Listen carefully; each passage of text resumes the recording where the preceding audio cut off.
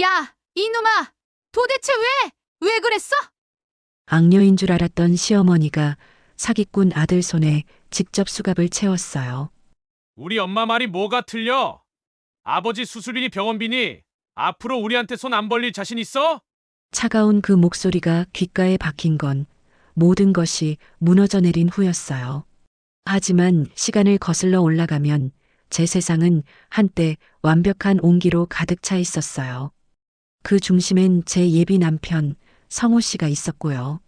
작은 미술학원을 운영하며 아이들을 가르치는 제 삶은 유화 물감 냄새처럼 포근하고 평범했어요. 아이들이 물감을 섞으며 선생님, 이 색깔 예쁘죠?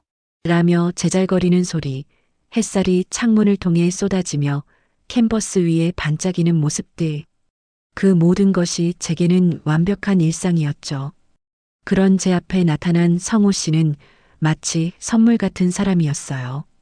번듯한 대기업에 다니면서도 늘 겸손했고 제 손에 물감이라도 묻을세라 먼저 티슈를 꺼내 닦아주는 다정함을 가졌거든요. 학원 문을 닫고 나오면 어김없이 차를 가지고 와서 기다리던 그 사람. 피곤한 기색 하나 없이 환하게 웃으며 오늘 하루 어땠어? 라고 물어주던 그 목소리가 얼마나 따뜻했는지 몰라요. 저희는 지인의 소개로 만나 1년 넘게 예쁜 사랑을 키워왔고 그의 청혼을 받은 날 저는 세상을 다 가진 기분이었어요. 한강변 야경이 보이는 레스토랑에서 그가 무릎을 꿇고 반지를 내밀던 그 순간을요. 주변 사람들의 박수 소리와 함께 터져나온 제 눈물을요. 지금 생각하면 그게 제 인생에서 가장 순수하게 행복했던 마지막 순간이었을지도 몰라요. 우리 재경이 손도 예쁜데 고생이 많네. 나중에 결혼하면 내가 호강시켜줄게. 호강은 무슨, 그냥 지금처럼만 내 옆에 있어줘. 그거면 돼. 바보, 난 더 해주고 싶은데 얼른 식장부터 알아보자. 당신 웨딩드레스 입은 모습 빨리 보고 싶단 말이야. 그의 따뜻한 손을 잡고 하얀 웨딩드레스를 상상할 때면 코끝이 찡할 정도로 행복했어요. 가을 햇살 아래서 야외 결혼식을 하는 상상, 부케를 던지고 하객들의 축복 속에서 그와 걸어 나가는 상상. 그 모든 것들이 너무나 생생하고 달콤했죠. 부모님은 평범한 회사원인 그를 조금 못마땅해 하시는 눈치였어요. 아빠는 요즘 대기업 다니는 애들은 믿을 게 못 된다며 걱정하셨고 엄마는 좀 더 알아보자며 결혼을 서두르지 말라고 하셨죠. 하지만 저는 확신에 차서 부모님을 설득했어요. 사람 하나는 정말 진국이에요. 이런 사람 다시 만나기 힘들 거예요. 이 남자라면 내 평생을 걸어도 좋을 것 같아. 그렇게 믿어 의심치 않았으니까요. 화창한 가을날의 야외 결혼식을 꿈꾸며 행복에 젖어 있던 어느 날 오후였어요. 학원 창가로 쏟아지는 햇살이 유난히 따스하다고 느끼던 바로 그 순간이었죠. 제가 막 10살짜리 민준이의 풍경화를 칭찬해주고 있을 때 휴대폰이 요란하게 울렸어요. 낯선 번호. 평소 같았으면 받지 않았을 거예요. 하지만 왠지 모르게 불길한 예감이 들어서 떨리는 손으로 통화 버튼을 눌렀죠. 보호자분이시죠? 환자분이 회사에서 갑자기 쓰러지셨습니다. 지금 응급실로 이송 중인데 빨리 오셔야 할 것 같습니다. 세상이 한순간에 멈춰버렸어요. 손에 들고 있던 붓이 바닥으로 떨어지는 소리가 들렸고 아이들의 제잘거림이 희미하게 멀어졌죠. 선생님 괜찮으세요? 민준이가 제 얼굴을 들여다보며 물었지만 저는 대답할 수가 없었어요. 아버지가 제 버팀목이던 아버지가 회사에서 쓰러져 응급실에 실려갔다는 청천벽력 같은 소식이었거든요. 정신없이 아이들을 집으로 돌려보내고 학원 문을 급하게 닫았어요. 손이 주체할 수 없이 떨려서 자동차 키를 떨어뜨리기를 3번, 시동을 걸고서도 한참을 멍하니 앉아 있었죠. 병원으로 달려가는 내내 신호등이 빨간불로 바뀔 때마다 제 심장도 함께 얼어붙는 것 같았어요. 괜찮으실 거야. 아빠는 강하신 분이야. 그냥 과로로 잠깐 쓰러지신 거겠지. 스스로를 안심시키려 했지만 핸들을 잡은 손은 계속 떨렸어요. 병원 특유의 차가운 소독약 냄새가 코를 찔렀고 응급실 복도 끝에서 망연자실하게 주저앉아 계신 엄마의 모습이 보이더라고요. 엄마는 평소에는 절대 눈물을 보이지 않으시는 분이셨어요. 어떤 어려움이 닥쳐도 괜찮아, 괜찮아 하시며 웃으시던 분이었죠. 그런 엄마가 바닥에 주저앉아 몸을 떨고 계셨어요. 제가 달려가자 엄마는 저를 와락 끌어안았어요. 재경아, 네 아빠가? 엄마의 목소리는 울음으로 갈라져서 제대로 나오지 않았어요. 그리고 잠시 후 초록색 수술복을 입은 의사가 나와서 한 말은 제 남은 생을 전부 얼어붙게 만들었어요. 간암 2기입니다. 종양의 위치가 좋지 않아 수술이 시급한 상황입니다. 그리고 의사는 잠시 말을 멈추고 우리를 조심스럽게 바라봤어요. 보호자분들 마음 단단히 먹으셔야 합니다. 수술이 잘 되더라도 앞으로 긴 싸움이 될 겁니다. 간암이라니요. 술, 담배는 입에도 대지 않으시고 주말마다 등산을 다니시며 나는 100살까지 너희 손자 손녀 볼 거야. 하시던 우리 아빠였는데 작년 건강검진에서도 아무 이상 없다고 자랑하시던 분이었는데 누구보다 건강을 자신했던 우리 아빠였는데 세상이 무너지는 것 같았어요. 엄마는 그 자리에 쓰러져 오열했고 저는 텅 빈 복도에 주저앉아 소리 없는 눈물만 흘렸죠. 간호사들이 지나가며 연민 어린 시선을 보냈지만 저는 아무것도 느낄 수가 없었어요. 이 지옥 같은 현실을 어떻게 감당해야 할지 한 치 앞도 보이지 않았으니까요. 얼마나 시간이 지났을까요? 떨리는 손으로 성호 씨에게 전화를 걸자 그는 회의 중이었음에도 불구하고 한 걸음에 병원으로 달려와 줬어요. 30분도 채 안 되어 병원에 도착한 그의 이마에는 땀이 송골송골 맺혀 있었죠. 넋이 나간 저를 보자마자 그는 아무 말 없이 저를 자신의 품에 와락 끌어안더라고요. 자기야, 괜찮아? 아버님 강한 분이시잖아. 꼭 이겨내실 거야. 내가 옆에 있을게. 그의 품에 안겨 아이처럼 엉엉 울었어요. 그의 단단한 가슴팍과 등을 토닥여주는 따뜻한 손길에 무너졌던 마음이 겨우 버텨낼 힘을 얻는 것 같았어요. 그가 계속 제 머리를 쓰다듬으며 다 괜찮을 거야. 내가 있잖아라고 속삭일 때 저는 정말로 모든 게 괜찮아질 거라고 믿었어요. 그래. 내겐 이 사람이 있었지. 이 지옥 같은 순간에도 내 곁을 지켜주는 단 한 사람. 그날 이후 성호 씨는 마치 자기 일처럼 발 벗고 나서 주더라고요. 수술 잘하는 병원을 수소문하고 아버지께 좋다는 영양제며 보양식을 사다 나르고 밤늦게까지 제 곁을 지키며 저를 위로해줬어요. 엄마가 너무 무리하지 말게. 회사 일도 있을 텐데. 하고 말리시면 그는 아닙니다. 이게 당연한 거죠. 제 가족이 되실 분들인데요. 하며 환하게 웃곤 했죠. 저는 그런 그를 보며 정말 잘 만났다고 수백 번도 더 생각했어요. 며칠 뒤 아버지의 수술 일정이 잡혔어요. 일주일 후 금요일 오전. 그날까지 아버지의 체력을 끌어올려야 했고 수술비며 입원비며 각종 검사비며 생각보다 많은 돈이 필요했죠. 다행히 저희 집은 그 정도는 충분히 감당할 수 있었어요. 아빠가 평생 성실하게 일하시며 모아둔 돈이 있었으니까요. 그날은 잠시 병원 1층 카페에 마주 앉아 복잡한 행정 절차에 대해 이야기하던 중이었어요. 성호 씨가 수술 동의서며 입원 서류며 꼼꼼하게 확인하면서 메모하고 있었죠. 커피 향이 은은하게 퍼지는 조용한 카페. 창밖으로는 가을 낙엽이 떨어지고 있었어요. 제가 무심코 한마디를 던졌죠. 그러고 보니 우리 부모님 두 분 다 보험이 없으셨네. 옛날 분들이라 그런지 그런데 돈 쓰는 거 아깝다고 평생을 그러셨거든. 뭐 그래도 우리가 감당할 수 있으니까 다행이긴 한데. 아무 생각 없이 던진 말이었어요. 어차피 감당할 수 있으니 크게 문제될 것도 없었고 그저 부모님이 좀 더 보험에 신경 쓰셨더라면 하는 가벼운 아쉬움을 표현한 것뿐이었죠.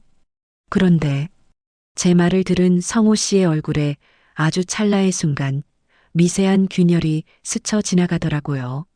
늘 온기로 가득했던 그의 눈빛의 순간 차갑고 계산적인 무언가가 스치는 것을 저는 분명히 보았어요. 마치 누군가가 복잡한 방정식을 머릿속으로 풀고 있는 듯한 그런 표정이었죠. 0.5초도 안 되는 짧은 순간이었지만 제 눈엔 슬로우 모션처럼 느리게 보였어요. 보험이 하나도 그의 목소리가 평소와 조금 달랐어요. 미묘하게 날카로웠달까요? 하지만 곧바로 그는 인자한 표정으로 돌아와 제 손을 잡으며 걱정 말라고 했죠. 괜찮아, 자기야. 그런 거 신경 쓰지 마. 우리가 다 해결할 수 있어. 아버님 건강이 최우선이지. 그렇게 말하면서도 그의 손이 제 손을 잡은 힘이 평소보다 조금 약해진 것 같았어요. 기분 탓이겠지 하고 넘기려 했지만 저는 어쩐지 그 짧은 순간의 표정을 떨쳐낼 수가 없었어요. 가슴 한구석에 작은 가시 하나가 박힌 것처럼 뭔가 불편한 느낌이 남았죠. 내가 예민해진 걸까? 아빠 일로 너무 힘들어서 괜한 걸로 이러는 걸까? 그때 저는 알지 못했죠. 그 사소한 한마디가 견고했던 우리 관계를, 아니, 제 인생을 통째로 집어삼킬 균열의 시작이었다는 것을요. 마치 얼음 호수 위에 생긴 작은 금 하나가 결국 전체를 붕괴시키는 것처럼요. 다행히 아버지의 수술은 무사히 끝났어요. 8시간이 넘는 대수술이었지만 집도의 선생님은 종양을 깨끗하게 제거했다며 안심하라고 하셨죠. 큰 수술이라 회복까지는 시간이 걸리겠지만 그래도 가장 큰 고비는 넘겼다는 생각에 온 가족이 안도의 한숨을 내쉬었어요. 수술실 앞에서 기다리던 그 긴 시간 동안 저는 복도 의자에 앉아 천장만 멍하니 바라보고 있었어요. 엄마는 기도실에서 계속 기도하셨고 성호 씨는 제 옆에서 제 손을 꼭 잡아주었죠. 괜찮을 거야. 아버님은 강한 분이셔. 라고 계속 중얼거리면서요. 그리고 수술이 끝났다는 말을 들었을 때 엄마와 저는 그 자리에서 서로를 껴안고 한참을 울었어요. 다행이다. 정말 다행이다. 라는 말만 반복하면서요. 저는 병원에서 쪽잠을 자며 아버지 곁을 지켰어요. 중환자실에 계실 때는 면회 시간에만 잠깐 들어갈 수 있었지만 일반 병실로 옮기신 후에는 하루 종일 병실에 있었죠. 아버지는 수술 후유증으로 많이 힘들어 하셨어요. 식사도 제대로 못 하시고 통증 때문에 밤마다 신음하시는 모습을 보면 제 가슴이 찢어지는 것 같았죠. 성호 씨는 그런 저를 위해 매일같이 죽이며 영양제를 사다 주며 지극정성으로 챙겨주더라고요. 자기야, 너까지 쓰러지면 안 돼. 조금이라도 먹어야 해. 그가 떠먹여주는 죽을 먹으며 저는 또다시 생각했어요. 역시 내 선택은 틀리지 않았어. 이런 사람이라면 평생을 기댈 수 있겠지. 그렇게 아버지의 상태가 조금씩 안정을 찾아가던 무렵이었어요. 수술 후 2주쯤 지났을 때였죠. 아버지가 오늘은 좀 괜찮다 하시며 혼자서도 화장실에 다녀오실 수 있게 되셨고 식사량도 조금씩 늘어나고 있었어요. 예비 시어머니, 그러니까 성호 씨 어머니에게서 전화가 걸려왔어요. 예, 재경아. 아버님 수술은 잘 끝났다면서? 고생이 많았다. 우리 아가 간병하느라 몸축났을 텐데 내가 너 주려고 보양식 좀 끓였으니 오늘 저녁에 잠깐 들리렴. 이 엄마가 삼계탕이랑 전복죽 끓여놨어. 걱정 가득한 목소리에 코끝이 찡해지더라고요. 어머니는 평소에도 저를 친딸처럼 아껴주셨어요. 제가 학원 일로 바쁠 때는 우리 며느리 고생한다. 라며 반찬을 가득 싸주시곤 했죠. 성호 씨랑 데이트할 때도 젊은 애들이 돈 쓸 데가 많은데 하시며 용돈을 슬쩍 쥐어주시던 다정한 분이었어요. 아들 여자친구의 아버지일 뿐인데 이렇게까지 신경 써주시는 게 너무 감사해서 저는 엄마께 잠깐 자리를 비운다고 말씀드리고 한 걸음에 예비 시댁으로 달려갔어요. 어머니는 정말로 진수성찬을 차려놓고 저를 기다리고 계셨어요. 삼계탕 냄새가 집 안가득 퍼져 있었고 상 위에는 각종 나물 반찬과 전복죽, 그리고 제가 좋아하는 잡채까지 준비되어 있었죠. 어머나, 이 많은 걸 언제 다 준비하셨어요? 에이, 이까짓 거. 우리 재경이 고생하는데 이 정도야 해줘야지. 어서 앉아라. 많이 먹어야 해. 어머니는 제 손을 잡고 등을 두드려 주시며 고생했다는 말을 연신 반복하셨어요. 그런데 어딘가 모르게 분위기가 이상했어요. 어머니는 평소와 달리 말씀이 없으셨고 초조한 듯 계속해서 손에 쥔 낡은 손수건만 만지작거리시더라고요. 그 손수건은 제가 처음 어머니를 배웠을 때부터 늘 어머니 손에 들려있던 거였어요. 엄마 유품이야. 이걸 보면 마음이 편안해져서 계속 갖고 다니게 되네. 라고 하셨던 기억이 났죠. 지금 그 손수건을 쥔 어머니의 손이 미세하게 떨리고 있었어요. 어머니, 무슨 안 좋은 일 있으세요? 안색이 안 좋으세요? 아니다. 아니야. 그냥 너 고생하는 거 보니 마음이 안 좋아서 그렇지. 어서 밥 먹어라. 다 식겠다. 어색한 식사가 시작되었어요. 평소 같았으면 성우 그놈이 요즘 회사에서 어떻고 우리 며느리 요리 실력이 어떻고 하며 제잘제잘 이야기를 나누셨을 어머니가 오늘은 거의 입을 열지 않으셨죠. 저도 덩달아 밥이 잘 넘어가지 않았어요. 식사가 끝나고 과일을 내오셨을 때 어머니는 마침내 결심한 듯 입을 열었어요. 그 입에서 나온 말은 제가 알던 따뜻한 그분의 것이라고는 믿을 수 없는 얼음장처럼 차가운 이야기의 시작이었죠. 저기 재경아. 내가 이런 말 하긴 좀 그렇지만 어머니는 사과를 깎던 손을 멈추고 저를 똑바로 쳐다보셨어요. 아버님 병원비 그거 만만치 않게 나왔다면서? 우리 성우한테 듣자 하니 보험도 하나 없다고 하고. 갑자기 병원비 이야기는 왜 꺼내시는 건지 심장이 쿵 하고 내려앉는 기분이었어요. 네, 어머님. 그렇긴 한데 그건 저희가 알아서 할 문제라 괜찮아요. 걱정 안 하셔도 돼요. 뭐? 그걸 어떻게 걱정을 안 해? 갑자기 어머니의 목소리가 날카롭게 변했어요. 너랑 우리 성우랑 이제 결혼할 사이인데 사돈댁 빚이 왜 너희 집 빚으로만 끝나겠니? 결국엔 우리 아들 등골 빼먹을 거 아니냐는 말이다. 순간 제 귀를 의심했어요. 등골이라니요. 다정한 목소리로 제 걱정을 해주시던 분이 맞나 싶을 정도로 날카롭고 경멸적인 말투였어요. 어머니의 얼굴이 제가 아는 그 사람이 아닌 것 같았죠. 마치 가면을 벗어던진 것처럼요. 어머니는 자리에서 일어나 거실 서랍으로 걸어가셨어요.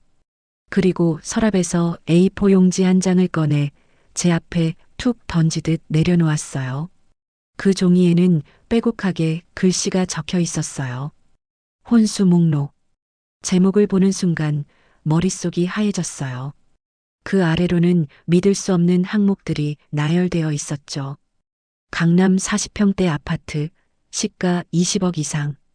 독일제 수입차, 벤츠 E클래스 이상. 예단 3종 세트, 다이아몬드 반지, 목걸이, 귀걸이 1캐럿 이상. 현금 1억 원. 혼수 가구 일체, 이탈리아 브랜드. 상식적으로는 도저히 이해할 수 없는 것들이었죠. 제 손이 종이를 쥔 채 덜덜 떨렸어요. 어머님, 지금 이게 다 뭐예요? 농담이시죠? 성우 씨랑 저희가 결혼하는데 이게 말이 돼요? 제 목소리가 떨리고 있었어요. 이게 꿈이기를 바랬죠. 아니면 제가 잘못 본 거라고, 어머님이 실수로 다른 종이를 꺼내신 거라고 믿고 싶었어요. 농담! 어머니의 눈이 차갑게 가늘어졌어요. 내가 지금 농담하게 생겼니? 솔직히 말해봐. 너희 집 겉만 번지르르 하지 사실은 빈털털이 아니냐? 보험 하나 들 돈도 없어서 벌벌 떠는 주제에 어디서 대기업 다니는 내 아들을 넘봐. 그 단어가 제 귓속에서 계속 맴돌았어요. 제가 성우 씨를 넘본 거라고요? 어머니는 낡은 손수건을 쥔 손을 부들부들 떨면서 소리를 높였어요. 그 눈빛에는 더 이상 온기라고는 찾아볼 수 없었죠. 마치 제가 자기 집 귀중품을 훔치러 온 도둑이라도 되는 것처럼 저를 바라보셨어요. 너희 아버지 암 걸린 거 불쌍한 건 알아. 근데 그게 우리랑 무슨 상관이야? 앞으로 병원비 얼마나 나올지, 재발하면 또 얼마나 돈 들지 생각만 해도 아찔하다. 우리 아들이 그 돈구멍을 메워야 하는 거잖아. 돈구멍이요? 제 목소리가 나오는 게 신기할 정도였어요. 우리 아빠가 돈구멍이에요? 저는 그 순간 깨달았어요. 아버지의 병과 보험 문제가 이 모든 상황의 도화선이 되었다는 걸요. 성호 씨가 카페에서 제 말을 듣고 보였던 그 미세한 표정의 균열이 이렇게 거대한 배신으로 돌아올 줄은 꿈에도 몰랐죠. 어머님, 저희 집 절대 가난하지 않아요. 그리고 이건 너무 부당하잖아요. 이 목록은 상식적으로 말이 안 되는 거라고요. 제 목소리가 점점 커지고 있었어요. 하지만 어머니는 전혀 동요하지 않았죠. 부당해. 어머니가 비웃듯 코웃음을 쳤어요. 이게 우리 아들 값이다. 서울대 나와서 대기업 다니는 우리 아들 값이란 말이야.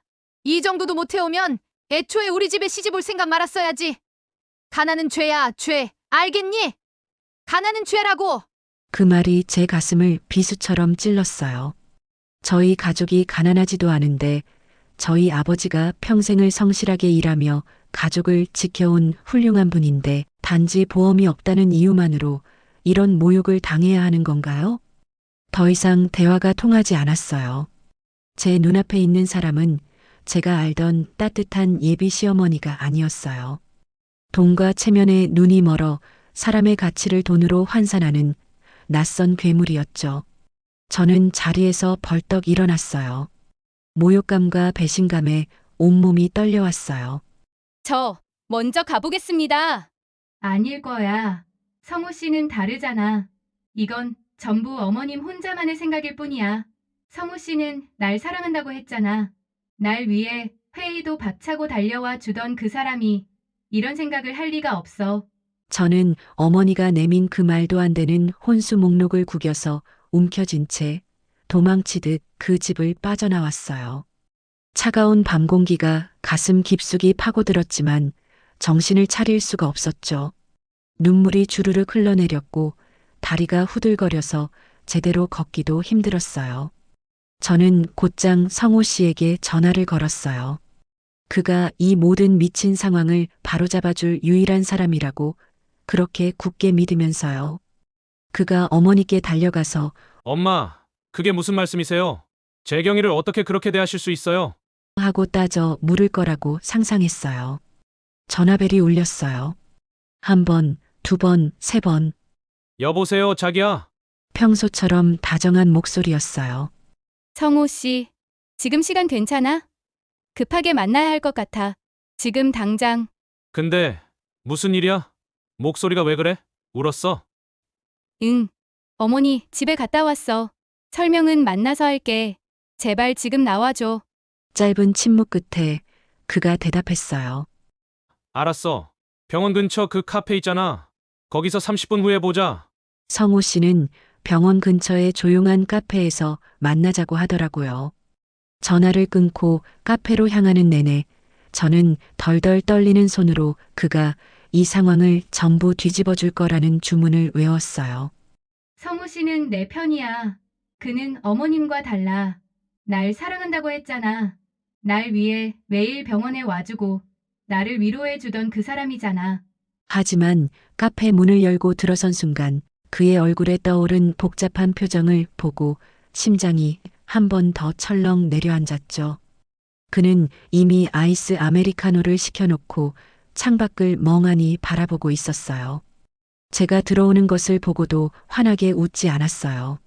그저 왔어? 하고 짧게 말했죠. 불길했어요. 자리에 앉자마자 저는 참을 수 없다는 듯 구겨진 혼수 목록을 테이블 위로 탁 소리가 나게 던졌어요. 성우 씨, 이게 말이 된다고 생각해. 어머님이 나한테 이걸 주셨어. 우리 아빠 수술비 걱정된다면서 이거 못 해오면 결혼할 생각도 말라시더라고. 제 목소리는 분노와 슬픔으로 형편없이 떨리고 있었어요. 당연히 그도 저처럼 분노하며 당장 어머니께 달려가 따져 묻겠다고 말할 줄 알았죠. 이게 무슨 소리야? 엄마가 미쳤나 봐. 당장 가서 사과하라고 할게. 그런 말을 해줄 거라고 기대했어요. 하지만 그의 반응은 제 예상을 완전히 빗나갔어요. 그는 긴 한숨을 내쉬더니 제 손을 잡는 대신 팔짱을 끼고 의자 깊숙이 몸을 기댔어요. 마치 피곤한 일을 처리해야 하는 직장인 같은 표정이었죠. 재경아, 일단 진정하고 내 말 좀 들어봐. 진정하라고? 어머니도 다 너랑 나 잘 되라고 걱정돼서 그러시는 걸 거야. 우리 미래를 생각하시는 거지. 걱정이라고? 제 목소리가 날카로워졌어요. 이건 걱정이 아니잖아. 아빠가 아프신 이 상황을 가지고 우리 가족한테 가격표를 붙이시는 거잖아. 우리 집 무시하고 우리 부모님 모욕하는 거라고. 제 안에서 분노가 끓어올랐어요. 그런데 성호 씨는 제 격앙된 반응에도 눈 하나 깜짝하지 않았어요. 마치 철없는 아이를 타이르는 듯한 말로 말을 이었어요. 재경아, 현실적으로 생각하자는 거야. 우리 사랑만으로 결혼 생활이 유지되는 건 아니잖아. 안 그래? 그가 테이블에 놓인 혼수 목록을 손가락으로 툭툭 두드렸어요. 안 그래도 아버님 병원비 많이 나올 텐데 보험도 없으시다며? 앞으로 밑 빠진 독에 물 붓기처럼 계속 돈 들어갈지도 모르는 일이고 항암 치료도 해야 하고 재발할 수도 있고 어머니는 그냥 우리 미래가 걱정되셔서 그러시는 거지. 그 순간 저는 숨을 쉴 수가 없었어요. 어머님과 똑같은 얘기를 하는구나. 밑 빠진 독에 물 붓기. 아픈 우리 아빠를, 평생 저를 위해 헌신해온 우리 아빠를 그는 그렇게 표현했어요. 제가 사랑했던 남자의 입에서 나온 말이라고는 도저히 믿을 수가 없었죠. 눈물이 핑 돌았지만 울고 싶지 않았어요. 이 인간 앞에서 약한 모습을 보이고 싶지 않았죠. 그래서? 제 목소리가 얼음장처럼 차가워졌어요. 그래서 성호 씨 생각도 어머님이랑 같다는 거야? 우리 집이 성호 씨 인생의 짐이 될까봐 이 말도 안 되는 요구를 하는 게 당연하다는 거야? 제 마지막 희망이 담긴 질문이었어요. 제발, 제발 아니라고 말해줘. 제발 어머님 혼자만의 생각이라고 말해줘. 당신은 날 사랑한다고, 우리 가족을 그렇게 생각하지 않는다고 말해줘. 하지만 그는 드디어 자신의 본색을 드러냈어요. 그는 잠시 천장을 올려다보더니 제 눈을 똑바로 쳐다보며 말했죠. 우리 엄마 말이 뭐가 틀려? 그 한마디에 제 세상이 멈췄어요. 아버지 수술비니 병원비니 앞으로 우리한테 손 안 벌릴 자신 있어? 암 치료가 얼마나 돈 드는데 재발하면 항암 치료하면 결국 우리한테 손 벌리게 될 거잖아. 그의 목소리는 무섭도록 냉정했어요. 난 솔직한 거야. 사랑은 중요하지. 근데 현실도 봐야지. 나도 내 미래가 있어. 내가 왜 남의 빚을 떠안아야 해? 남의 빚. 우리 아빠가 남이라고? 그 말을 듣는 순간 제 안의 모든 것이 부서져 내렸어요. 눈물이 왈칵 쏟아지는 대신 머릿속이 얼음처럼 차갑게 식더라고요. 이상하게도 더 이상 슬프지 않았어요. 그저 제 앞에 앉아 있는 이 남자가 제가 알던 사람이 아니라는 사실이 명확해졌을 뿐이었죠. 아, 끝이구나. 이 남자는 내가 사랑했던 그 사람이 아니었구나. 내 옆에서 나를 위로하던 그 다정한 모습은 전부 연기였구나. 저는 천천히 자리에서 일어났어요. 제 손에서 떨어진 가방 끈을 주우면서도 제 눈은 그를 똑바로 응시하고 있었죠. 알겠어. 제 목소리는 놀라울 정도로 차분했어요. 무슨 말인지 다 알아들었어. 재경아, 오해하지 마. 나는 우리 여기까지 해. 그가 벌떡 일어나 제 팔을 잡으려 했지만 저는 한 발 물러섰어요. 이 결혼 없던 일로 하자. 그리고 다시는 연락하지 마. 재경아, 잠깐만 내 말 들어봐. 뒤에서 저를 부르는 그의 목소리가 들렸지만 단 한 번도 돌아보지 않았어요. 카페 문을 열고 나가는데 차가운 밤바람이 얼굴을 때렸어요. 그제야 눈물이 주르륵 흘러내리기 시작했죠. 카페를 나와 어디로 가야 할지도 모른 채 멍하니 주변 골목길을 헤맸어요. 정신을 차릴 수가 없었죠. 인적 드문 골목길 벽에 기대서서 참아왔던 눈물이 비 오듯 쏟아지더라고요. 나 정말 바보였구나. 1년이 넘는 시간 동안 그 사람의 진짜 얼굴을 단 한 번도 못 봤다니.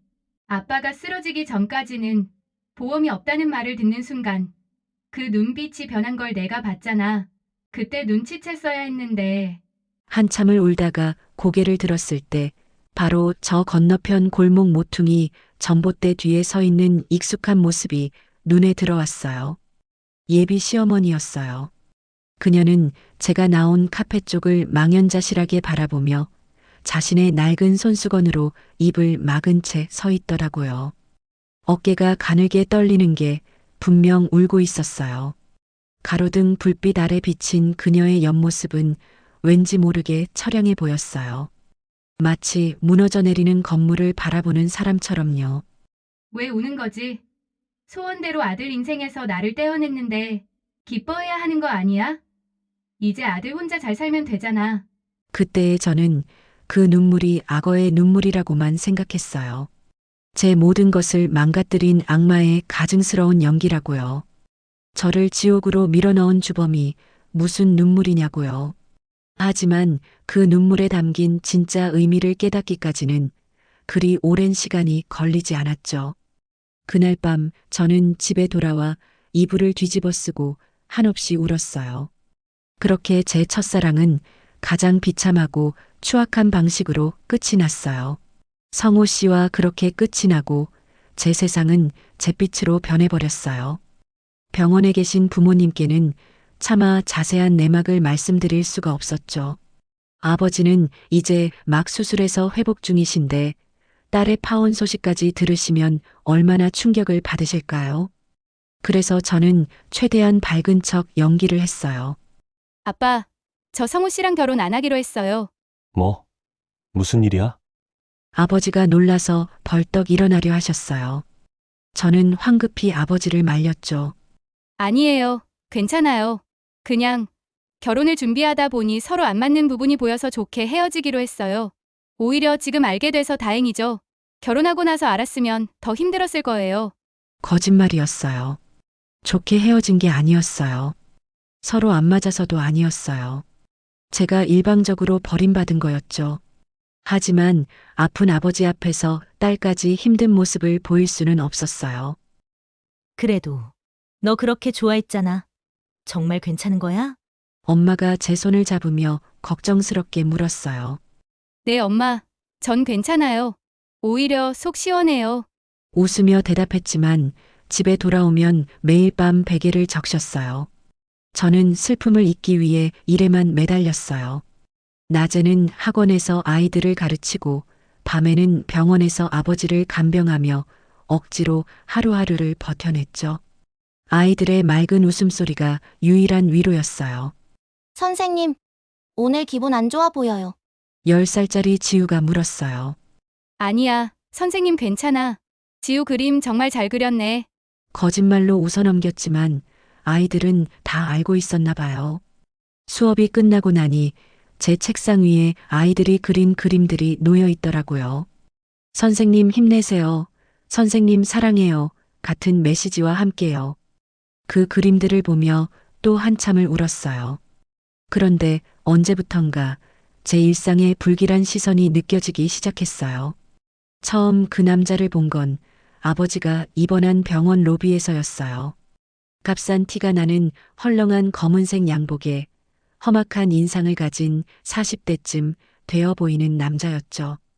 키는 170cm 정도의 건장한 체격이었고 얼굴에는 작은 흉터가 있었어요. 그저 스쳐 지나가는 행인이라고 생각했는데 그 남자의 눈과 정면으로 마주친 순간 온몸에 소름이 돋더라고요.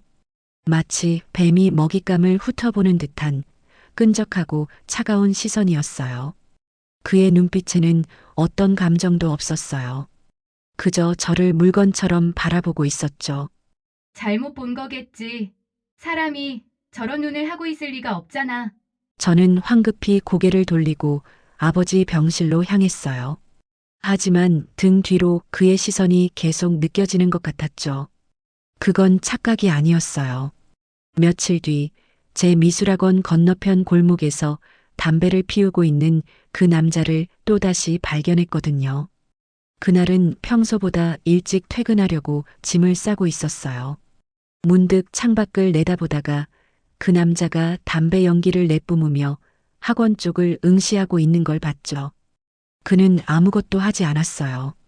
그저 미동도 없이 제가 있는 학원 2층 창문을 지켜보고만 있었어요. 마치 사냥감을 기다리는 맹수처럼요. 심장이 쿵쾅거렸어요. 손에 땀이 났고 다리가 후들거렸죠. 그날 저는 겁이 나서 아이들을 일찍 돌려보내고 학원 문을 굳게 걸어 잠갔어요. 그리고 블라인드를 내려 밖이 보이지 않게 했죠. 30분쯤 기다렸다가 조심스럽게 블라인드 틈으로 밖을 내다봤는데 그 남자는 여전히 그 자리에 서 있었어요. 1시간이 지나도 2시간이 지나도 그 남자는 움직이지 않았어요. 결국 저는 2시간을 기다렸다가 그 남자가 사라진 틈을 타서 급하게 학원 문을 잠그고 뛰어나왔어요. 심장이 터질 듯 뛰었지만 차에 타서 시동을 거는 순간 겨우 안도의 한숨을 쉴 수 있었죠. 그날 이후로 남자는 제 주변을 그림자처럼 맴돌기 시작했어요. 제가 병원에 갈 때도, 학원에서 퇴근할 때도, 심지어 집 앞 슈퍼에 갈 때도 그는 늘 멀찍이서 저를 지켜보고 있었어요. 말을 걸거나 해를 가하지는 않았지만 그 존재 자체만으로 숨이 턱턱 막혀왔죠. 어느 날은 지하철에서도 그 남자를 봤어요. 제가 타는 칸의 반대편 끝에 서서 핸드폰을 보는 척하면서 저를 관찰하고 있더라고요. 제가 다음 역에서 내리면 그도 따라 내렸어요. 제가 빠른 걸음으로 계단을 올라가면 그도 일정한 거리를 두고 따라왔죠. 마트에서도 병원 로비에서도 심지어 집 앞 공원에서도 그 남자는 늘 있었어요. 대체 누구지? 왜 나를? 내가 뭘 잘못했다고? 혹시 성우 씨가 보낸 사람인가? 헤어진 걸로도 모자라서 나한테 앙심을 품고 이런 짓까지 하는 건가? 끔찍한 상상들이 꼬리에 꼬리를 물고 이어졌어요. 혹시 내가 성우 씨와 헤어진 걸 그 집안에서 원망해서 보낸 건 아닐까? 아니면 내가 무슨 비밀을 알고 있다고 생각하는 걸까? 경찰에 신고할까도 수십 번 생각했지만 그가 제게 직접적인 위협을 가한 건 없었기에 그저 쳐다본다는 이유만으로 신고하기가 망설여지더라고요. 쳐다봤어요라고 하면 경찰이 뭐라고 하겠어요? 증거도 없고 실제로 해를 입은 것도 없는데요. 그래도 혹시 몰라서 핸드폰으로 그 남자 사진을 몇 장 찍어뒀어요. 떨리는 손으로 몰래 찍느라 초점이 흐릿했지만 그래도 얼굴은 알아볼 수 있을 정도였죠. 저는 점점 더 어둠 속으로 고립되어 갔어요. 밤에는 악몽을 꿨어요. 그 남자가 제 뒤를 쫓아오는 꿈, 그 남자의 손이 제 목을 조르는 꿈. 잠에서 깨면 온몸이 식은땀으로 젖어 있었죠. 학원에서도 집중이 안 됐어요. 선생님, 괜찮으세요? 얼굴이 너무 창백해요. 보조 선생님이 걱정스럽게 물었어요. 괜찮아요. 그냥 좀 피곤해서요. 거짓말이었어요. 괜찮을 리가 없었죠. 매일 밤 제대로 잠도 못 자고 항상 누군가 저를 지켜보고 있다는 공포에 시달리는데 어떻게 괜찮을 수 있겠어요.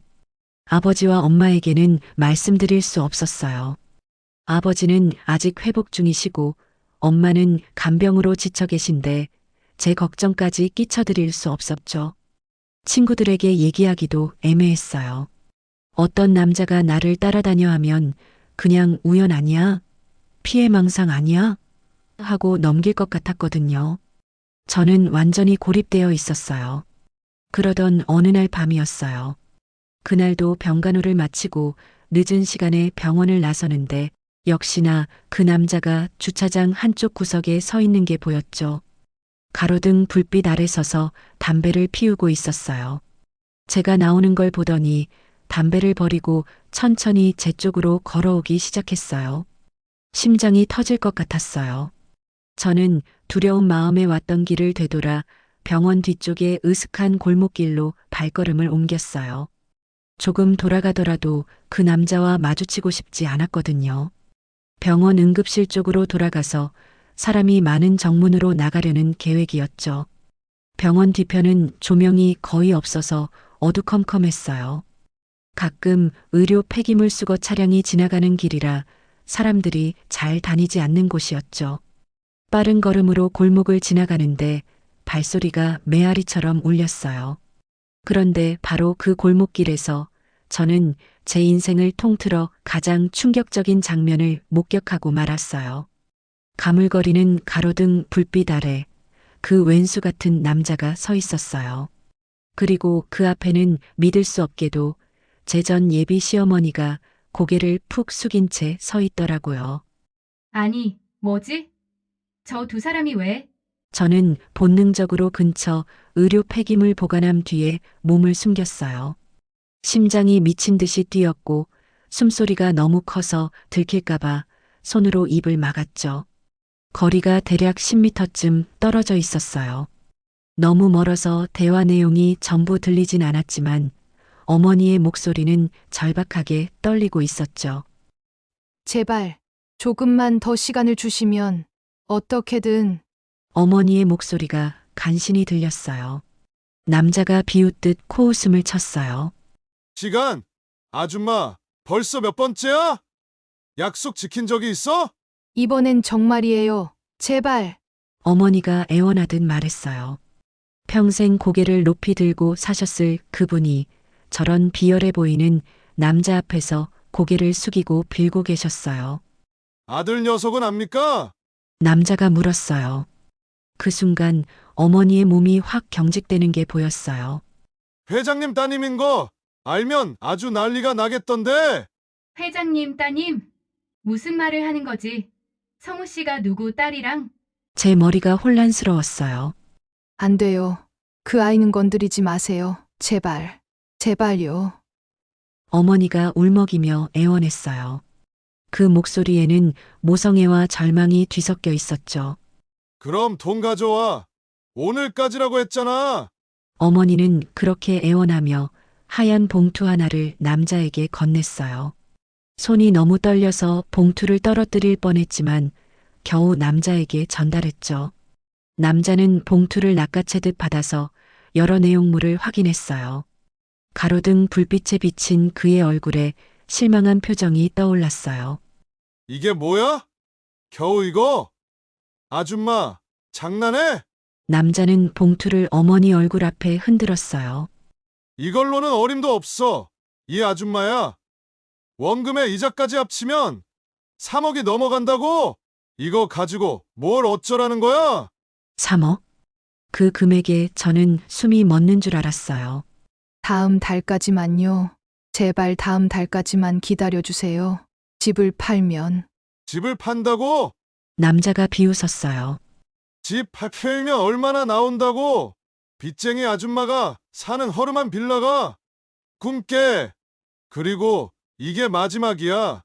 마지막 기회라고. 남자는 그 말을 끝으로 봉투를 호주머니에 쑤셔넣고 어둠 속으로 사라졌어요. 홀로 남은 어머니는 그 자리에 주저앉아 낡은 손수건으로 얼굴을 감싼 채 오열했어요. 그 울음소리는 제 가슴을 찢는 것 같았어요. 어깨가 들썩이며 흐느끼는 모습이 너무 처량해 보였죠. 두 사람이 왜 같이 있는 거지? 돈, 사채, 3억, 성우 씨 빚. 대체 무슨 관계인 거야? 저는 얼어붙은 채 한 발짝도 움직일 수가 없었어요. 저를 괴롭히던 의문의 남자와 제 결혼을 망가뜨린 전 예비 시어머니. 두 사람이 저 몰래 만나고 있었다는 사실에 머릿속이 하얘졌죠. 나를 완전히 무너뜨리려고 또 다른 끔찍한 계획이라도 꾸미고 있었던 걸까? 혹시 그 남자한테 나를 팔려고 하는 건 아니겠지? 온갖 끔찍한 상상들이 머릿속을 스쳐 지나갔어요. 어머니가 천천히 일어나 휘청거리며 골목을 빠져나갔어요. 저는 그 뒷모습이 완전히 사라질 때까지 숨죽이고 기다렸죠. 한참이 지나서야 저는 보관함 뒤에서 나올 수 있었어요. 다리가 풀려서 그 자리에 주저앉았죠. 손은 덜덜 떨렸고 온몸에 식은땀이 흘렀어요. 저는 그날 밤 더 깊고 어두운 미스터리 속으로 빠져드는 기분이었어요. 집에 돌아와서도 잠을 잘 수가 없었어요. 계속해서 그 장면이 머릿속에 재생됐죠. 어머니의 절박한 목소리, 사채업자의 비열한 웃음, 그리고 3억이라는 어마어마한 금액. 퍼즐 조각들이 흩어져 있었지만 전체 그림은 보이지 않았어요. 그리고 다음 날부터 본격적으로 진실을 파헤쳐야겠다고 결심했죠. 골목길에서 그 두 사람을 목격한 이후로 제 머릿속은 더욱 복잡한 미로에 갇혀버렸어요. 그 남자와 전 예비 시어머니는 대체 무슨 관계이며 왜 하필 저를 감시하는 걸까? 성호 씨의 3억짜리 빚은 또 어떻게 생긴 건지, 그리고 그 회장님 따님이라는 사람은 누구인지, 온갖 끔찍한 추측들이 저를 짓눌렀지만 아픈 아버지 앞에서는 아무렇지 않은 척 웃어야만 했어요. 재경아, 너 요즘 안색이 왜 그러니? 밥은 제대로 먹고 다니는 거야? 아버지가 걱정스러운 얼굴로 물으셨어요. 네, 아빠, 전 괜찮아요. 학원 일이 좀 바빴을 뿐이에요. 걱정 마세요. 거짓말로 웃어넘기는 게 이제는 너무 익숙해졌어요. 그렇게 위태로운 평화가 이어지던 어느 날, 오후 정말 예상치도 못한 방식으로 모든 상황이 뒤바뀌기 시작했어요. 아버지 회사에서 오랫동안 일해온 최 이사님이 병문안을 오셨거든요. 사장님, 이제 많이 좋아지셨네요. 다행입니다. 회사는 걱정 마시고 푹 쉬세요. 최 이사님은 과일 바구니를 들고 오셔서 한참 동안 아버지와 회사 이야기를 나누셨어요. 저는 그 옆에서 과일을 깎으며 듣고만 있었죠. 이사님을 배웅하러 잠시 병원 로비로 나갔을 때였어요. 박 부장님, 여긴 어쩐 일이십니까? 최 이사님이 엘리베이터 앞에서 만난 한 남자와 반갑게 인사를 나누더라고요. 저는 무심코 그 남자를 쳐다봤는데 얼굴이 무척 낯이 익었어요. 성호 씨네 회사 사람이었죠. 예전에 회사 체육대회 때 성호 씨 옆에 서 있던 걸 본 기억이 났어요. 그때 성호 씨가 우리 부서 박 부장님이셔라고 소개해줬던 기억이 어렴풋이 났죠. 그 박 부장이라는 사람 옆에는 중년의 여자와 20대 후반으로 보이는 여자가 서 있었어요. 아, 최 이사님. 장모님이 입원하셔서요. 문병 왔습니다. 박 부장이 대답했어요. 그리고 저와 최 이사님을 번갈아 보며 물었죠. 옆에 계신 분들은? 인사하시죠. 저희 DJ학의 김 사장님과 사모님 그리고 따님이십니다. 최 이사님의 소개가 끝나는 순간 로비의 공기가 꽁꽁 얼어붙는 것 같았어요. 박 부장이라는 그 남자는 눈이 튀어나올 듯 커다래져서 제 아버지와 저를 번갈아 쳐다보더라고요. 얼굴이 새하얗게 질렸고 입이 바짝 마른 듯 침을 꿀꺽 삼키는 게 보였어요. 네, DJ학 사장님이요? 그럼 성호 씨 장인어른이? 그는 말을 채 잇지 못하고 당황한 기색이 역력했어요. 손에 들고 있던 과일 봉지가 바닥에 떨어질 뻔했죠. 네, 제가 김재경입니다. 아버지 병문안 왔어요. 제가 자연스럽게 인사를 하자 박 부장의 얼굴은 더욱 새하얘졌어요. 아, 예. 안녕하세요. 그는 어색하게 인사를 꾸벅하고는 허둥지둥 자리를 피했어요.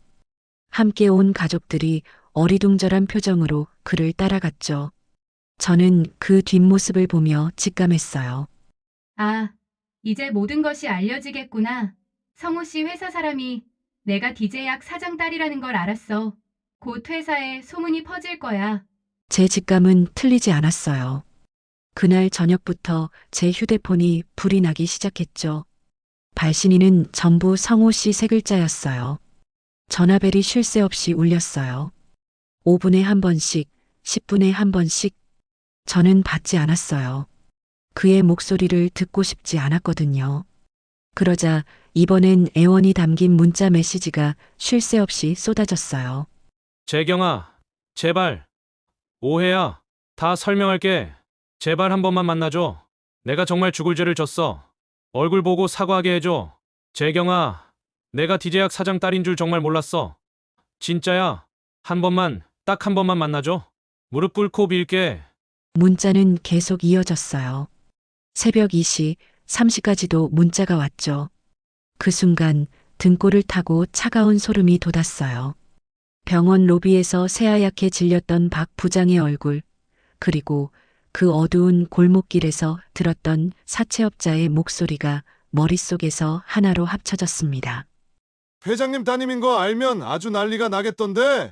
그건 다른 여자가 아니었어요. 처음부터 바로 저였던 거예요. 우리 아버지가 디제약 사장이라는 걸 알게 된 그들의 탐욕이 이제 가면을 벗고 나를 향해 달려들기 시작한 것이었어요. 오해. 이제 와서 뭐가 오해라는 거지? 내가 가난하다고 생각했을 때는 그렇게 차갑게 대하더니 내가 제약회사 사장 딸이라는 걸 알고 나니까 이제 와서 오해라고? 진짜 역겹네. 저는 모든 연락을 무시하고 병간호에만 집중했어요. 하지만 그는 포기하지 않았죠. 문자가 안 통하니까 카카오톡으로, 카카오톡을 차단하니까 이메일로, 이메일을 차단하니까 학원 전화번호로 전화를 걸어댔어요. 재경 선생님, 성우라는 분이 계속 전화하시는데요. 보조 선생님이 난처한 표정으로 말했어요. 그분 전화는 받지 말고 끊어주세요. 업무 방해예요. 네, 알겠습니다. 하지만 전화는 계속 왔어요. 하루에 30통, 40통씩. 그날 밤 제가 잠시 바람을 쐬러 나간 병원 주차장에서 그는 귀신처럼 나타나 제 앞을 가로막았어요. 재경아, 깜짝 놀라 뒤로 물러섰죠. 며칠 못 잔 사람처럼 퀭한 얼굴에 구겨진 양복 차림이 꼭 초상집에 온 사람 같더라고요. 수염도 안 깎아서 턱에 까칠하게 자라 있었고 눈은 충혈되어 있었죠. 와이셔츠 단추도 제대로 안 채워져 있었어요. 그가 다짜고짜 제 팔을 붙잡았어요. 재경아, 제발 내 말 좀 들어봐. 왜 이래? 이거 놔! 지금 당장! 저는 소리를 지르며 손을 뿌리쳤어요. 그러자 그는 그 자리에 무릎을 꿇어버렸어요. 재경아, 내가 잘못했어. 내가 정말 죽을 죄를 졌어. 제발 용서해줘. 난 너 없으면 안 돼. 주차장에 있던 사람들이 우리를 쳐다보기 시작했어요. 수근수근 소리가 들렸죠. 얼굴이 화끈거렸어요. 그는 제 바짓가랑이라도 붙잡을 것처럼 처절하게 울부짖었어요. 내가 미쳤었어. 정말 미쳤었어. 내가 디제약 사장 딸인 줄 정말 몰랐어. 만약 알았다면 그런 짓을 했겠어? 그 말에 제 몸이 얼어붙었어요. 만약 알았다면 그런 짓을 안 했다고? 그러니까 제가 돈이 많다는 걸 알았다면 친절하게 대했을 거라는 뜻이잖아요. 결국 끝까지 저라는 사람 자체가 아니라 제 뒤에 있는 재산만 본 거잖아요. 그러면서 그는 모든 잘못을 자신의 어머니에게 돌리기 시작했죠. 다 엄마 때문이야. 엄마가 돈에 눈이 멀어서. 내가 얼마나 말렸는데. 나도 엄마 등살에 못 이겨서 너한테 바보 같은 소리를 한 거야. 그만해! 사실 난 단 한순간도 너를 잊은 적이 없어. 매일 밤 내 생각만 했어. 사랑해, 재경아. 나한테 한 번만 더 기회를 줘. 그의 목소리는 절규에 가까웠어요. 하지만 제 귀에는 전혀 울림이 없었죠. 저는 차갑게 식은 눈으로 제 발치에 엎드려 우는 그 남자를 내려다보았어요. 분노도 슬픔도 느껴지지 않았어요. 그저 제 인생에 저런 끔찍한 생물이 존재했다는 사실 자체가 믿을 수 없을 정도로 혐오스러웠죠. 사랑? 지금 저 더러운 입에서 사랑이라는 말이 나오다니 소름이 끼치네. 진짜 돈 앞에서 영혼까지 팔아넘기는 괴물을 보는 기분이네. 재경아, 제발 우리 다시 시작하자. 내가 진짜 정신 차렸어. 앞으로는 내 부모님도 잘 모실게. 엄마도 내가 설득할게. 제발. 그는 정말로 제 바짓가랑이를 붙잡았어요. 눈물과 콧물이 범벅이 된 얼굴로요. 주변 사람들의 시선이 더욱 따가워졌어요. 누군가는 휴대폰을 꺼내 이 장면을 찍고 있었죠. 저는 제게 매달리는 그의 손을 거칠게 떼어냈어요. 그리고 제 인생에서 가장 차가운 목소리로 말했죠.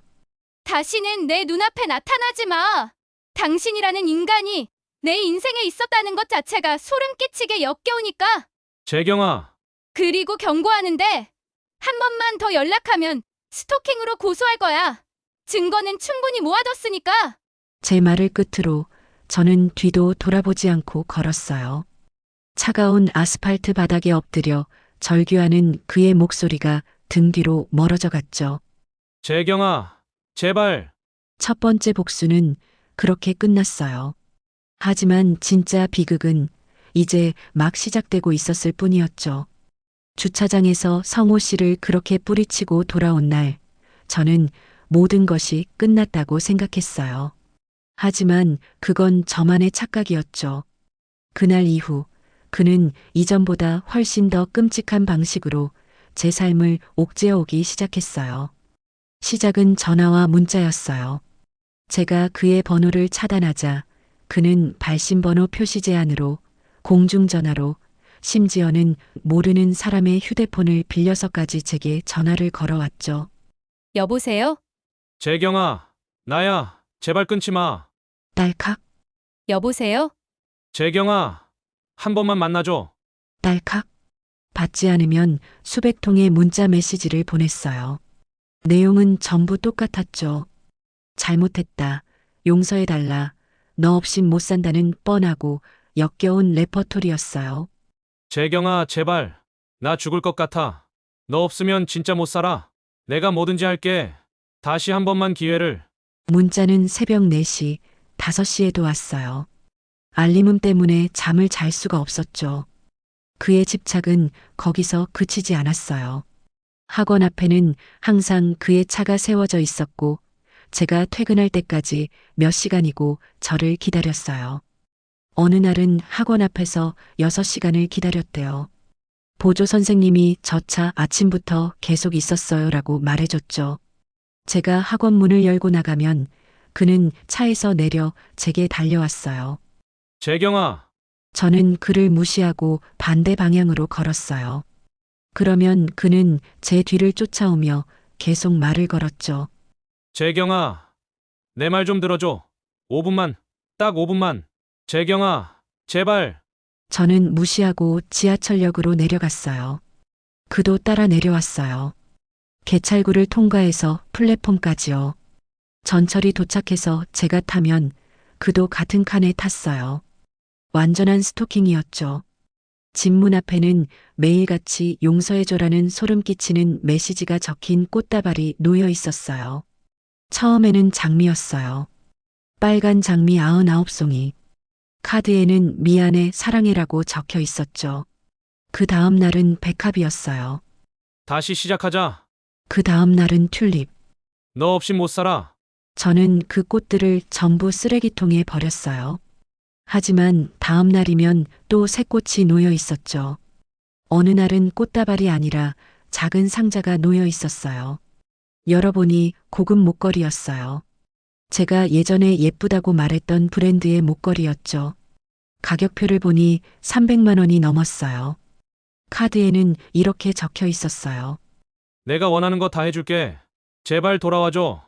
저는 그 목걸이를 택배로 그의 회사 주소로 반송했어요. 이건 더 이상 애원이 아니었어요.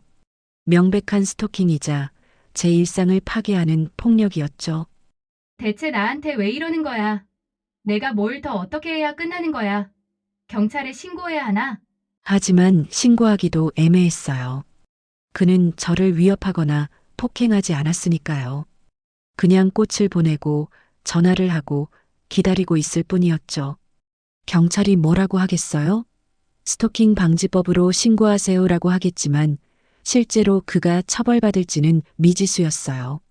성호 씨의 집요한 스토킹만으로도 미쳐버릴 것 같았는데 저를 진짜 공포의 나락으로 떨어뜨린 건 따로 있었어요. 바로 그 의문의 남자, 사채업자였죠. 어느 날 밤 학원 문을 닫고 나오는데 어둠 속에서 그가 스윽 나타나 제 앞을 가로막았어요. 으악! 저는 비명을 지르며 뒤로 물러섰어요. 그는 담배를 피우며 느릿느릿 제게 다가왔어요. 담배 연기가 제 얼굴로 날아왔죠. 김 사장 따님 맞죠? 저는 심장이 멎는 것 같았어요. 뒷걸음질 치려 했지만 그의 눈빛에 온몸이 얼어붙어 꼼짝할 수가 없었죠. 성호 그놈 빚이 얼만지는 압니까? 그가 비릿하게 웃으며 물었어요. 저랑은 상관없는 일이에요. 우린 헤어졌어요. 헤어졌다고? 그가 코웃음을 쳤어요. 눈덩이처럼 불어서 이제 감당도 안 될 텐데 3억? 아니, 이자까지 합치면 이제 4억 가까이 됐을걸? 그놈이 도박으로 날린 돈이 얼만데. 4억? 도박? 머리가 띵했어요. 좋게 말할 때 아가씨가 대신 갚으시죠. 아가씨네 집은 돈 많잖아. DJ약 사장님 따님이면 4억쯤이야. 용돈 아닙니까? 제가 왜 그 사람 빚을 갚아요. 저랑 상관없는 일이라니까요. 제 목소리가 떨렸어요. 상관이 왜 없어? 그는 한 발짝 더 다가왔어요. 담배 냄새와 술 냄새가 진동했죠. 그놈이 아가씨 믿고 이 사다를 냈는데 아가씨랑 결혼하면 떼돈 벌 수 있다고. 장인어른한테 손 벌리면 된다고. 그렇게 도박판에 뛰어든 거란 말이야.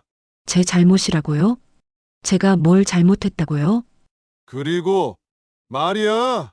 그는 휴대폰 하나를 제 눈앞에 들이밀었어요.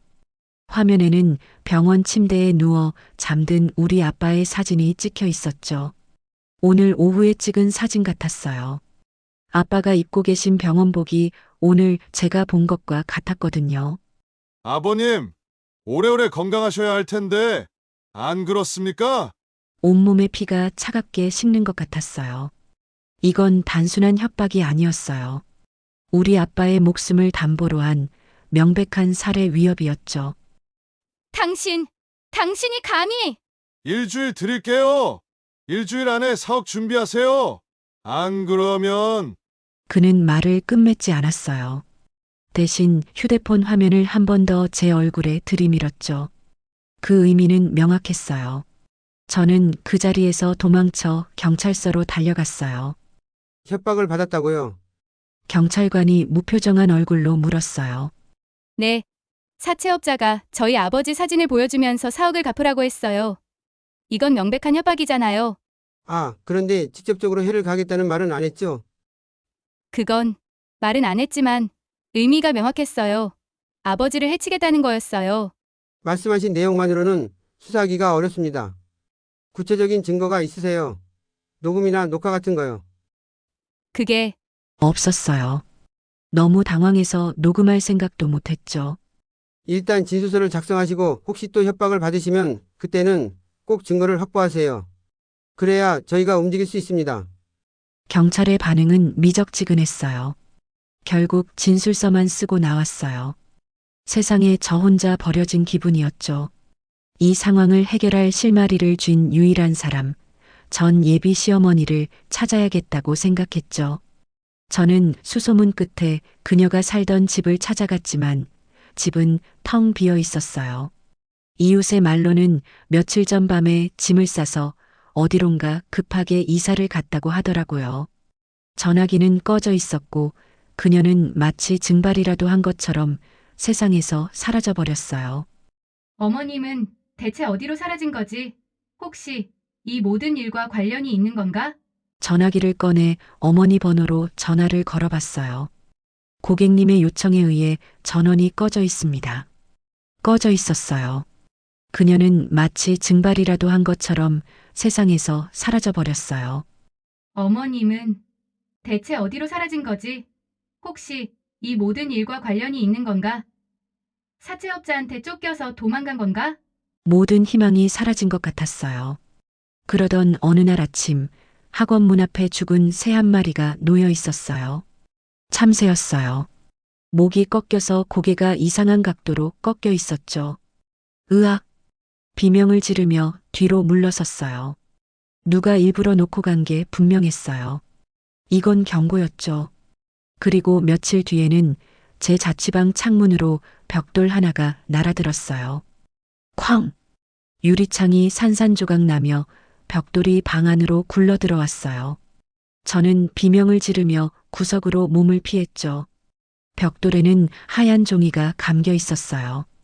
떨리는 손으로 종이를 펼쳐보니 빨간 펜으로 딱 6글자가 적혀 있었어요. 마지막 경고다. 저는 완전히 무너졌어요.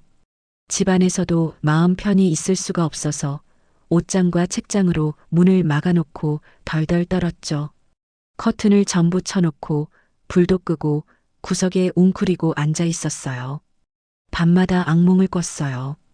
사채업자가 칼을 들고 쫓아오는 꿈, 아빠가 병실에서 피를 흘리는 꿈. 비명을 지르며 잠에서 깨면 온몸이 땀으로 젖어 있었죠. 그때였어요. 제 휴대폰이 짧게 울렸어요. 또 모르는 번호였죠.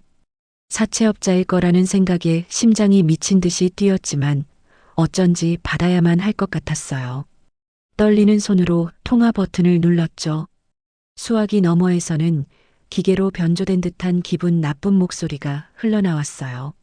오늘 밤 10시 한강 시민공원 제3주차장 혼자 나와. 안 그러면 내 아빠 내일 아침 해 뜨는 거 못 볼 줄 알아. 전화는 일방적으로 끊겼어요. 이건 함정이야. 가면 안 돼. 하지만 아빠를 내가 대체 어떻게 해야 하지? 저는 휴대폰을 손에 쥔 채 그 자리에 주저앉아 펑펑 울고 말았어요.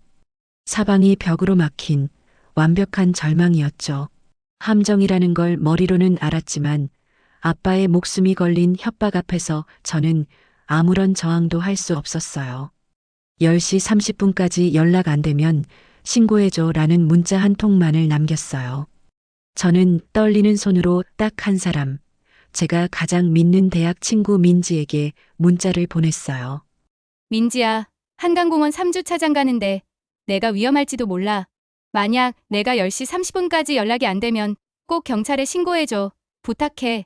라는 문자 한 통만을 남겼어요. 그리고 휴대폰의 녹음 기능을 켠 채 주머니 깊숙이 밀어 넣었죠. 이게 제가 할 수 있는 최선이었어요. 약속된 10시 한강 시민공원 3주차장은 죽음처럼 고요했어요. 드문드문 켜진 가로등 불빛만이 어둠을 겨우 밀어내고 있었죠. 차가운 강바람이 얼굴을 때렸어요. 주차장 한가운데 시동이 꺼진 검은색 세단 한 대가 저를 기다리고 있더라고요. 제가 차에서 내리자 그 차에서도 2명의 남자가 내렸어요. 저를 스토킹하던 그 사채업자와 또 다른 덩치 큰 남자였죠. 얌전히 와줘서 고맙네. 괜히 경찰에 헛소리 했으면 아버님 병실에 누가 찾아갔을지도 모르는데. 사채업자가 비열하게 웃으며 말했어요. 성우 그놈은 어디다 팔아먹고 왜 당신들이 나를 불러요? 그놈? 이제 그놈은 볼일 끝났지? 진짜 돈 주는 아가씨 쪽이잖아. 자, 얌전히 차에 타시지. 아가씨 몸값이 얼마가 될지는 아버지 하기에 달렸으니까. 그들이 제 양팔을 거칠게 붙잡았어요. 이거 나요! 놔달라고요! 필사적으로 저항하며 소리를 질렀지만 텅 빈 주차장에는 제 비명 대신 그들의 험악한 웃음소리만 울려 퍼졌죠. 아, 여기서 이렇게 끝나는구나. 공포로 눈을 질끈 감은 바로 그 순간이었어요.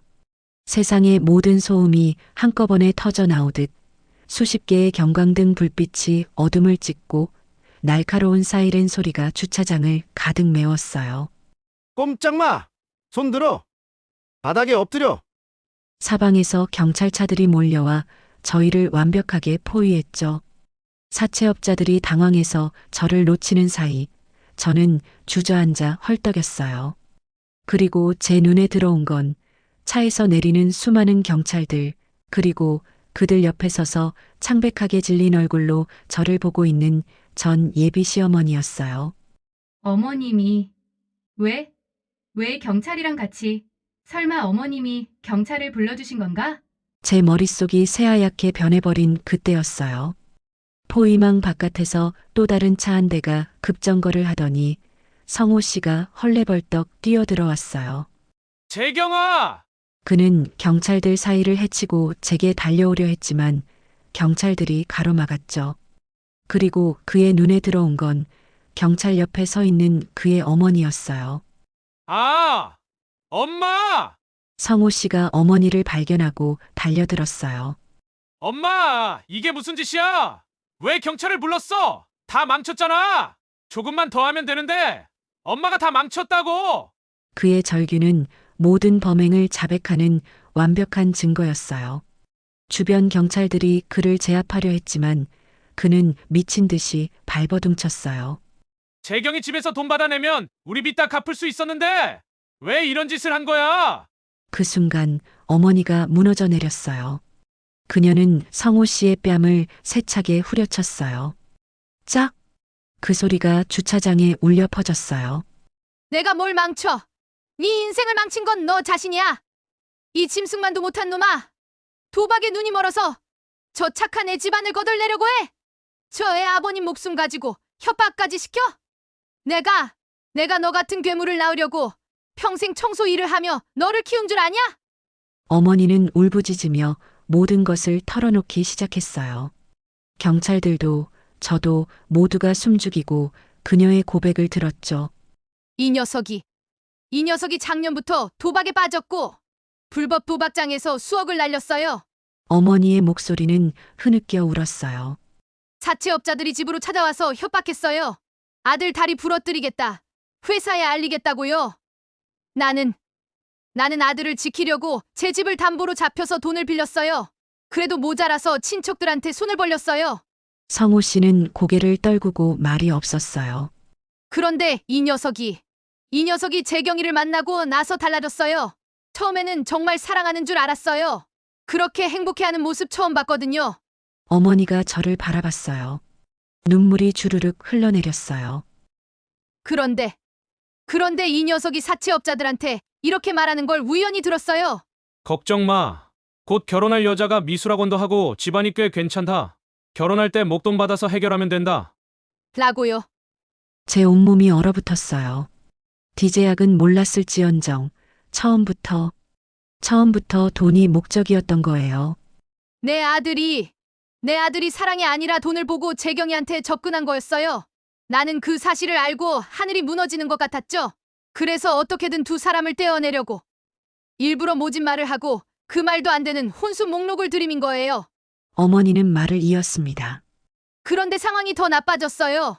나중에 내 아버님이 디제약 사장님인 걸 알게 되자 이 녀석의 탐욕이 광기로 변해버린 거예요. 그때부터 인생 역전의 기회라며 사채업자들을 더 끌어들였고 나중에는 재경이 아버님 목숨까지 들먹이며 협박을 하기 시작했어요. 어머니는 제게 시선을 돌렸어요. 눈물로 범벅이 된 얼굴로요. 하지만 이 녀석이 포기하지 않았어요. 재경이를 스토킹하고 사채업자들을 시켜서 협박하고 그래서 나는 지난 2주 동안 증거를 모았어요. 아들놈이 사채업자들과 주고받은 문자, 통화 내역, 도박장 출입 기록 다 모아서 경찰에 넘겼어요. 진짜! 엄마! 어떻게 친아들을? 성호 씨가 믿을 수 없다는 듯 중얼거렸어요. 친아들이라고? 넌 이미 내 아들이 아니야. 넌 돈에 눈이 먼 괴물일 뿐이야. 괴물이라고. 어머니가 비웃었어요. 재경이는 그냥 돈줄이었던 거예요. 이 녀석한테는. 저는 아무 말도 할 수 없었어요. 그저 멍하니 성호 씨를 바라봤죠.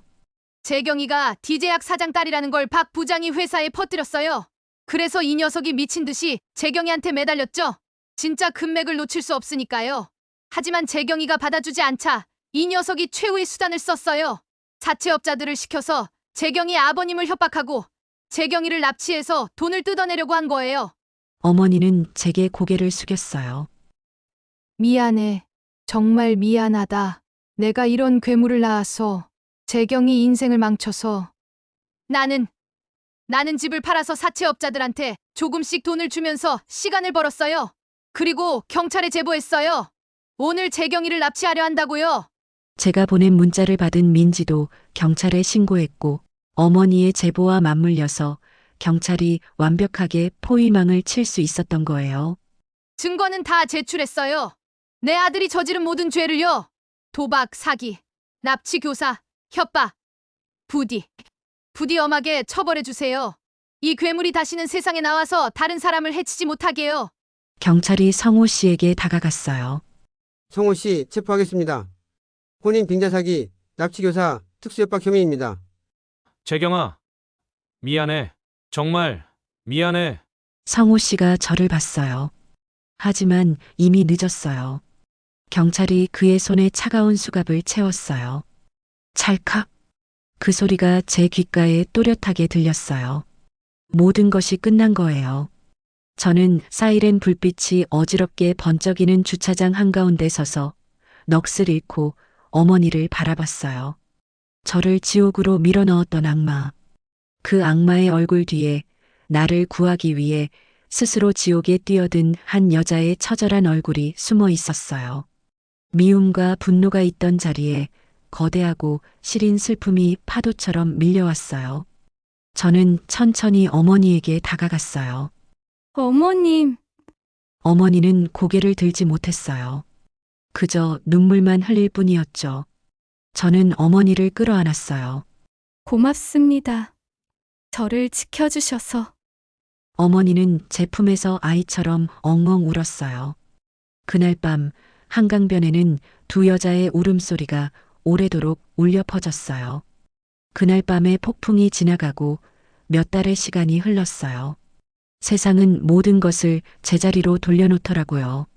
성호 씨는 제 휴대폰에 남겨진 녹취록과 어머니의 결정적인 증언, 그리고 사채업자들의 자백까지 더해져 중형을 선고받았어요. 혼인 빙자 사기, 납치 교사, 특수 협박, 도박. 수많은 죄명이 그의 이름 앞에 붙었죠. 검사는 피고인은 피해자를 계획적으로 이용하려 했고 반성의 기미가 없으며 피해자의 생명까지 위협했다며 징역 7년을 구형했어요. 법원은 징역 5년을 선고했죠. 그의 번지르르했던 사회적 가면은 완전히 벗겨졌고 남은 것은 파렴치한 범죄자라는 낙인과 차가운 교도소의 벽뿐이었어요. 회사에서도 당연히 해고됐고요. 기적처럼 아버지의 건강은 하루가 다르게 좋아지셨어요. 수술 후 6개월이 지났을 때 의사 선생님은 종양이 완전히 제거됐고 재발 가능성도 낮아졌어요. 라며 환하게 웃으셨어요. 김 사장님, 이제 정상 생활하셔도 됩니다. 다만 정기 검진은 꼭 받으세요. 감사합니다, 선생님. 정말 감사합니다. 아버지는 눈물을 글썽이며 의사 선생님 손을 꼭 잡으셨어요. 퇴원하신 후에는 평생 일궈온 회사를 전문 경영인에게 맡기시고 지금은 엄마와 함께 소소한 행복을 즐기고 계세요. 경기도 어느 조용한 마을에 작은 전원주택을 마련하셔서 텃밭을 가꾸고 함께 그림을 배우러 다니시며 두 분이 놓쳐버렸던 젊은 날의 시간을 보상받는 것 같더라고요. 재경아, 아빠 토마토 좀 봐. 이렇게 빨갛게 익었어. 우와, 아빠, 진짜 예쁘다. 너도 주말에 와서 같이 농사 짓자. 엄마랑 나랑 둘이서는 심심해. 건강을 되찾으신 아버지의 밝은 웃음소리. 그 끔찍했던 시간은 역설적이게도 우리 가족을 더 단단하게 묶어주었어요. 저도 조금씩 일상을 되찾아갔어요. 학원은 여전히 운영하고 있고 아이들은 여전히 사랑스러워요. 선생님, 저 그림 다 그렸어요. 우와, 지우야, 정말 잘 그렸네. 선생님보다 더 잘 그리는걸? 에레. 아이들의 맑은 웃음소리가 제게는 여전히 최고의 치유예요. 트라우마는 쉽게 사라지지 않았어요. 한동안은 낯선 남자만 봐도 움찔했고 전화벨 소리만 들어도 심장이 두근거렸죠. 밤에는 여전히 악몽을 꿨어요. 하지만 상담 치료를 받으면서 그리고 가족과 친구들의 도움으로 조금씩 나아지고 있어요. 재경 씨, 오늘 기분 어떠세요? 상담 선생님이 물으셨어요. 많이 좋아졌어요. 이제 혼자서도 밤길을 걸을 수 있어요. 잘했어요. 정말 잘하고 있어요. 작은 발걸음이지만 분명히 앞으로 나아가고 있어요. 모든 것이 제자리를 찾아간 어느 날 오후, 저는 마지막 서류 정리를 위해 검찰청에 들렀어요. 성호 씨 재판의 증인으로 출석했던 서류들을 정리하러 간 거였죠. 조사를 마치고 검찰청 문을 나서는데 저보다 한 발 앞서 나오고 있던 낯익은 뒷모습과 마주쳤어요. 전 예비 시어머니였어요. 그녀는 몇 달 사이에 10년은 더 늙어버린 모습이었어요. 허리는 구부정했고 한때 고왔던 얼굴에는 깊은 슬픔이 그늘처럼 드리워져 있었죠. 머리카락도 많이 휘어지셨고 걸음걸이도 느려지셨어요. 우리는 말없이 서로를 바라봤어요. 더 이상 제 마음속에 그녀를 향한 미움이나 원망은 남아있지 않았어요. 그저 지독한 운명에 휘말렸던 한 사람의 인생이 느껴질 뿐이었죠. 그녀가 먼저 제게로 힘겹게 발걸음을 옮겼어요. 몸은 괜찮니? 쉰 목소리였어요. 담배를 많이 피우신 건지 목소리가 예전보다 더 갈라져 있었죠. 저는 잠시 망설이다 입을 열었어요. 네, 어머님은요? 어머님이라는 제 한마디에 그녀의 눈가가 파르르 떨리더니 이내 눈물이 뚝 떨어졌어요. 그녀는 용서를 구하지 않았어요. 대신 제 앞에 깊이 고개를 숙였죠. 내 아들놈 죄는 내가 평생 짊어지고 갈 죗값이야. 부디 다 잊고 좋은 사람 만나서 행복하게 살아다오. 염치 없는 부탁이지만 꼭 그래야 한다. 그녀는 말을 마치고도 차마 고개를 들지 못했어요. 어깨를 들썩이며 눈물을 참는 그녀의 손에 그날 밤 주차장에서 봤던 낡은 손수건이 들려 있더라고요. 세탁을 여러 번 해서 더 낡아 보였지만 여전히 그녀의 손에 쥐어져 있었죠. 그녀가 떨리는 손으로 눈물을 닦으려다 그만 손수건을 바닥에 떨어뜨렸어요. 제 발치로 떨어진 손수건. 저는 가만히 허리를 숙여 그것을 집어들었어요. 부드러운 천이었어요. 오래되어서 가장자리가 헤어졌지만 정성스럽게 관리한 흔적이 보였죠. 그리고 그녀에게 조용히 건넸어요. 이 행동이 제 마음의 모든 대답이었어요. 건강하세요. 그녀는 제게 용서를 구하지 않았고 저 또한 용서한다는 말을 하지 않았어요. 하지만 떨리는 손으로 그 낡은 손수건을 건네봤던 그녀의 눈빛 속에서 저는 우리가 이미 서로를 이해했음을 알 수 있었죠. 고맙다. 그녀는 손수건을 꼭 쥐고 천천히 돌아섰어요. 구부정한 등이 점점 멀어지고 저는 그녀를 뒤로하고 천천히 걸었어요. 눈부신 봄날의 햇살이 제 어깨 위로 쏟아져 내렸고 벚꽃이 흩날리고 따뜻한 바람이 불었죠. 지옥 같았던 시간이었지만 그 시간은 제게 사람의 마음속에 얼마나 깊은 어둠과 또 얼마나 처절한 사랑이 공존할 수 있는지를 가르쳐 주었어요. 저는 이제 괜찮아요. 상처는 아물고 있고 악몽은 점점 줄어들고 있어요. 그리고 앞으로도 분명 괜찮을 거예요. 더 단단해진 마음으로 제 삶을 향해 걸어갈 준비가 되었으니까요. 1년 후, 저는 학원을 확장했어요. 이제는 보조 선생님도 3명으로 늘었고 학생 수도 2배가 됐죠. 선생님, 제 그림 전시회에 전시됐대요. 정말? 우리 민준이 대단한 걸 축하해. 아이들과 함께 웃고 그림을 그리고 꿈을 키워주는 일상. 이게 제가 원하던 삶이에요. 어느 날 우편함에 편지 한 통이 도착했어요. 발신인은 성우였어요. 교도소에서 보낸 편지였죠. 저는 한참을 망설이다가 편지를 열어봤어요. 재경아, 이 편지를 읽어줄지 모르겠지만 그래도 쓴다. 미안하다는 말은 이제 하지 않을게. 어차피 용서받을 자격도 없으니까. 다만 한 가지만 말하고 싶어. 넌 정말 좋은 사람이었어. 내가 너를 만난 건 행운이었어. 다만 내가 그 행운을 쓰레기처럼 버렸을 뿐이지. 행복하게 살아. 좋은 사람 만나서 진짜 사랑받으면서. 이게 내가 너한테 해줄 수 있는 마지막이야. 성우. 저는 편지를 접었어요. 눈물도 분노도 나오지 않았어요. 그저 담담할 뿐이었죠. 저는 편지를 서랍 깊숙이 넣었어요. 그리고 창문을 열어 바람을 맞았죠.